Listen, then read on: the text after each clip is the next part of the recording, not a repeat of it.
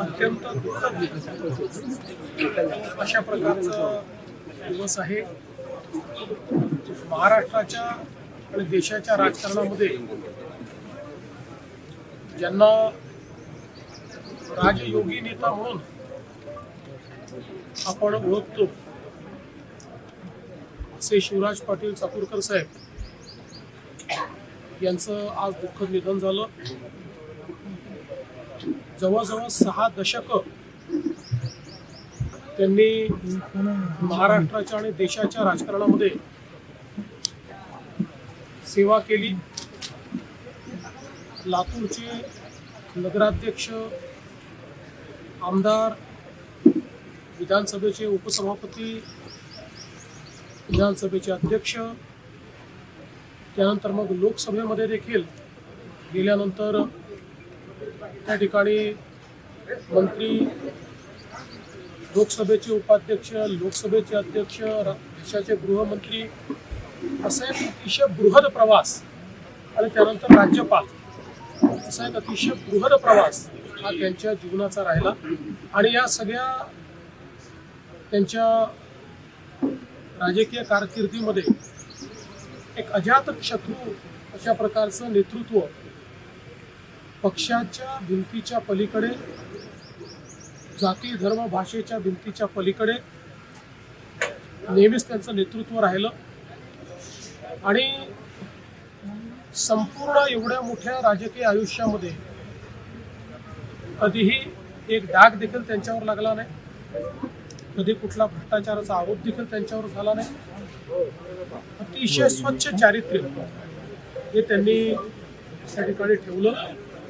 उत्तम वक्ता म्हणून त्यांची ओळख होती. मराठी, हिंदी, इंग्रजी सर्व भाषांवर त्यांचं प्रचंड प्रभुत्व होतं.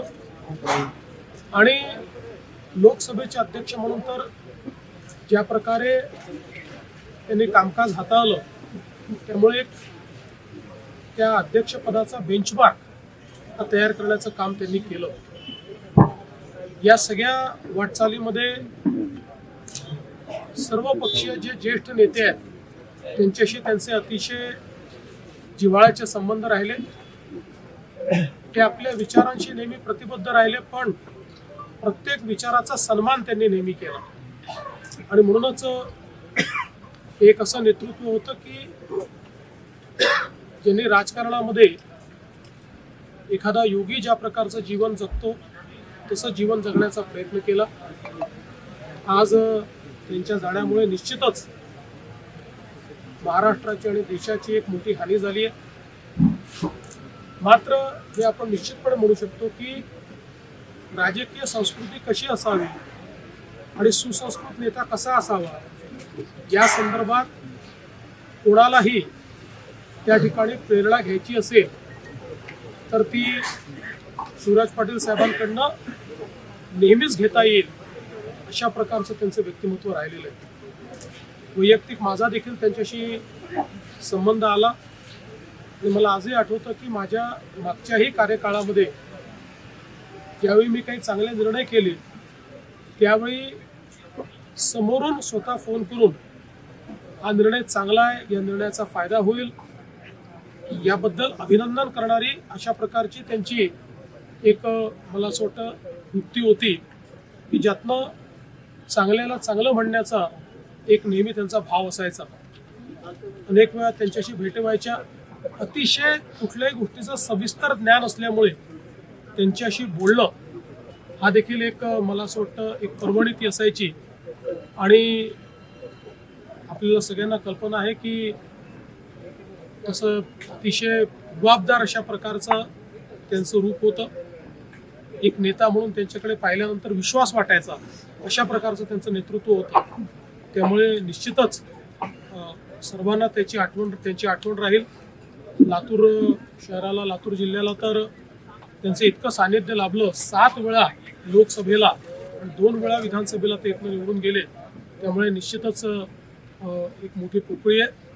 मी महाराष्ट्र सरकारच्या वतीने आणि महाराष्ट्राच्या जनतेच्या वतीनेही त्यांना विनम्र श्रद्धांजली या ठिकाणी अर्पण करतो आणि त्यांच्या कुटुंबावर आणि जे बृहत कुटुंब आहे, जो मित्र परिवार आहे, या सगळ्यांवर ही जे काही या ठिकाणी दुःखाचं संकट आहे त्यातनं बाहेर निघण्याकरता ईश्वर सर्वांना शक्ती देव, अशा प्रकारची ईश्वर चरणी प्रार्थना करतो. अशा अनेक आठवणी आहेत. तुम्ही जसं मगाशी सांगितलं की जलयुक्त शिवार योजनेच्या संदर्भात त्यांनी मला स्वतः फोन करून माझं अभिनंदन केलं होतं आणि त्यानंतर आमची भेट झाली. त्यावेळेस जवळपास अर्धा तास ते जलसंधारणाचा हा जलयुक्त शिवारचा कार्यक्रम कसा ट्रान्सफॉर्मेशनल आहे आणि तो कसा महाराष्ट्राच्या विकासात मैलाचा दगड ठरणार आहे या संदर्भात त्यांनी मला खूप चांगल्या पद्धतीनं त्या ठिकाणी सांगितलं. अर्चनाताई देखील ज्यावेळेस आमच्या सोबत आल्या त्यावेळेसही साहेबांनी सांगितलं मी तर जिथे आहे तिथेच मी जीवनभर राहणार आहे, पण आता त्यांनी जो मार्ग स्वीकारलेला आहे माझ्या त्यांना शुभेच्छा आहेत आणि तुम्ही उत्तम प्रकारे त्यांची काळजी घ्या आणि चांगलं सुसंस्कृत राजकारण झालं पाहिजे याकडे लक्ष द्या, अशा पद्धतीनं त्यांनी त्यावेळेस भावनाही व्यक्त केली होती. त्यामुळे अनेक असे अनुभव आहेत ज्यातनं त्यांचं मोठेपण हे निश्चितपणे आपल्याला त्या ठिकाणी स्पर्श करून गेलं.